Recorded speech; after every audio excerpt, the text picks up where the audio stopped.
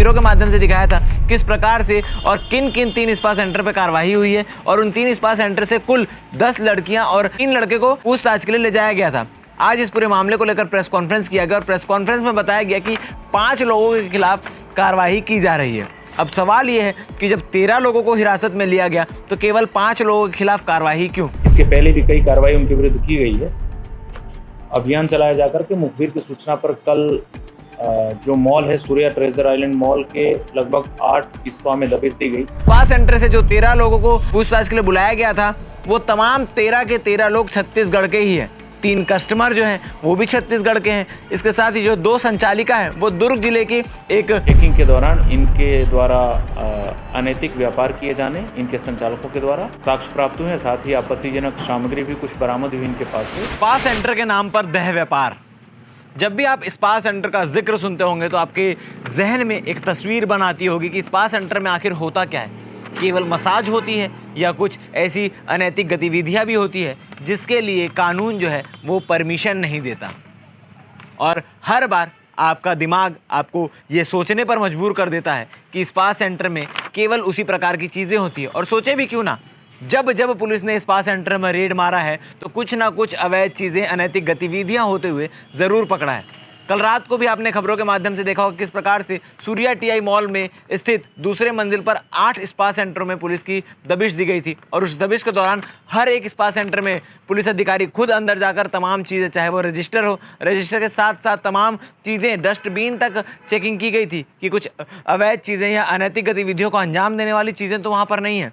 और हैरान करने वाली बात तो ये है कि 3 स्पा सेंटर में ऐसी चीज़ें मिली भी थी जिसके ऊपर कार्रवाई भी की गई थी। हमने आपको तस्वीरों के माध्यम से दिखाया था किस प्रकार से और किन किन 3 स्पा सेंटर पर कार्रवाई हुई है और उन 3 स्पा सेंटर से कुल 10 लड़कियां और 3 लड़के को, माफ़ कीजिएगा, 3 लड़के को पूछताछ के लिए ले जाया गया था। आज इस पूरे मामले को लेकर प्रेस कॉन्फ्रेंस किया गया और प्रेस कॉन्फ्रेंस में बताया गया कि 5 लोगों के खिलाफ कार्रवाई की जा रही है। अब सवाल ये है कि जब 13 लोगों को हिरासत में लिया गया तो केवल 5 लोगों के खिलाफ कार्रवाई क्यों? सुप्रीम कोर्ट की गाइडलाइंस के अनुसार जो लड़कियां इस प्रकार के अवैध गतिविधियों में स्पा सेंटर्स में सम्मिलित रहती हैं उन पर कोई कार्रवाई नहीं की जा सकती। इस बात का हवाला दिया गया है कि उन पर कार्रवाई नहीं बनती, जो संचालन करते हैं उन पर कार्रवाई होती है और जो उसका उपभोग करने जाते हैं, यानी जो कस्टमर बनकर इस प्रकार की अवैध गतिविधियों का प्रयोग करने के लिए, उपयोग करने के लिए जाते हैं, उन पर कार्रवाइयाँ की जाती है। और ऐसा ही हुआ भी। स्पा सेंटर की 2 संचालिका और जो 3 कस्टमर वहां गए हुए थे उन 5 पर कार्रवाई की जा रही है। आपको बता दूं कि स्पा सेंटर से जो 13 लोगों को पूछताछ के लिए बुलाया गया था वो तमाम 13 के 13 लोग छत्तीसगढ़ के ही हैं। 3 कस्टमर जो हैं वो भी छत्तीसगढ़ के हैं। इसके साथ ही जो 2 संचालिका हैं वो दुर्ग जिले की एक दुर्ग मोहन नगर थाना क्षेत्र अंतर्गत रहने वाली महिला है, तो दूसरी पावर हाउस नंदिनी रोड करुणा अस्पताल के पास रहने वाली महिला है। और इसके साथ ही जो बाकी लड़कियां वहां पर काम करती थी वो भी छत्तीसगढ़ के अलग अलग ज़िले से हैं जो यहाँ पर स्पा सेंटर में काम किया करती थी।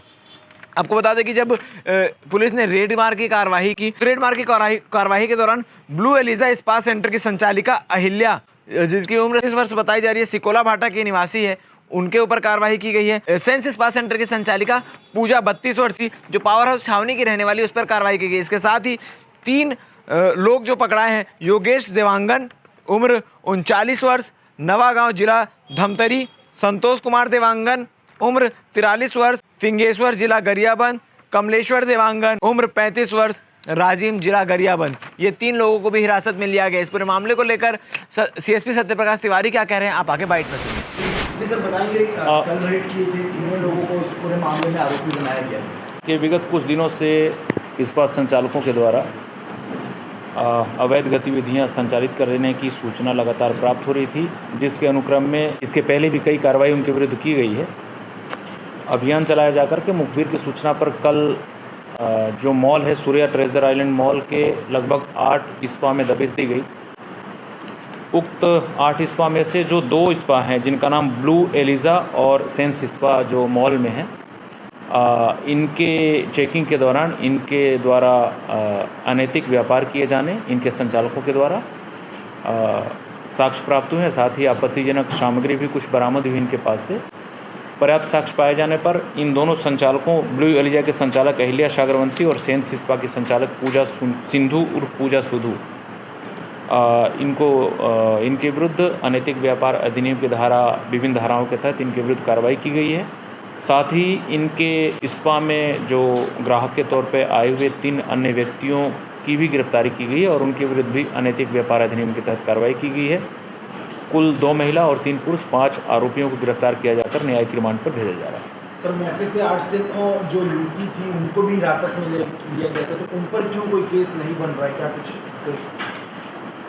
देखिए, सुप्रीम कोर्ट के निर्देशानुसार इसमें जो भी महिलाएं वहाँ पे काम कर रही थी और जो अनैतिक व्यापार में शामिल थीं उनके विरुद्ध कार्रवाई नहीं की जा सकती नियमतः, इसलिए उनको पूछताछ किया गया है और पूछताछ किया जाकर उनको वहाँ से छोड़ा गया। जो जगह था काफ़ी विभत्स था, तो ऐसे जगह को सील करने के लिए अपन निगम को पत्र वगैरह कुछ? जो भी स्पा सेंटर वहाँ पे संचालित हैं उनको संचालित करने के लिए नगर निगम से विधिक रूप से अनुमति उनके द्वारा प्राप्त की गई है। उन अनुमति पत्र में नियम और शर्तों का साफ साफ उल्लेख है। तो इस प्रकार की अनैतिक जो गतिविधियां हैं वो जो निगम से अनुमति पत्र प्राप्त किया गया है उसके विरुद्ध है और ये गलत है। उक्त संबंध में जो स्पा संचालक हैं और स्पा के संचालन के संबंध में नगर निगम से भी जो भी गुमास्ता लाइसेंस वगैरह इशू किया गया है उसको निरस्त करने के संबंध में हम पत्राचार कर रहे हैं। सर, इन लोग किराए पर थे या उसके मालिक थे? ये संचालक हैं उनके, और जो स्पा है उसका संचालन इनके द्वारा किया जा रहा है। जगह के लोग मालिक थे सर कि किराए पर थे? संचालक मतलब जो वहाँ पे किराएदार या मालिक का उसका कोई संबंध नहीं होता। संचालक मतलब संचालक होता है और संचालक संचालन कर रहे हैं वहाँ पे, तो ये यही मालिक हैं और किराएदार भी यही हैं। किराएदार है ना, तो जो कि इन्होंने गलत जगह पर सुधार उपयोग किया है, तो इनके खिलाफ जिन्होंने किराए पर दिया है उनके खिलाफ कुछ कार्रवाई करेंगे? वो विवेचना का विषय है। यदि उनकी संलिप्तता इसमें पाई जाती है तो उनके विरुद्ध कार्रवाई की जाएगी। अगर संलिप्तता उनकी नहीं पाई जाती है तो कार्रवाई नहीं की जाएगी।